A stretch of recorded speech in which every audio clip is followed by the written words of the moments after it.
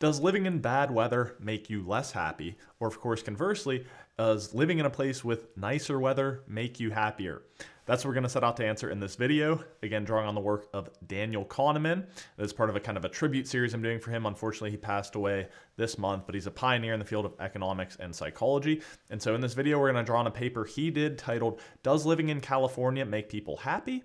A Focusing Illusion in Judgments of Life Satisfaction. So he did this paper alongside Professor Schkade, I believe it's pronounced. And what they found is this. So they asked groups of students, one group was in the Midwest and the other was in California. And they basically just put them through a series of questions to measure happiness levels, what we can think of as life evaluation. And what they found was that there was actually no difference in the two groups based on where they lived. But here's the interesting part. When they asked someone in the Midwest to rate what they thought someone similar to them in California would say, they rated the Californian person as higher, even though in reality there was no real material difference between the two groups. So why is that? Well, that is what, in the title of the paper alludes to, is called the focusing illusion, which means that when we focus on a specific element of our lives or our conditions, we tend to attribute a greater impact to that thing than it has in reality. So in this case, right, you can imagine how the study was kind of primed up. These students in the Midwest, when they're primed to think of, a similar student to you, but they're living in California, their focus is drawn to those geographical differences in climate, nicer weather, nicer campus, whatever. And so they would tend to think, oh, okay, those students are going to be happier. But when they just asked the two groups of students, they didn't mention anything about geography. They just checked in about their quality of life and how happy they were. They found no real differences.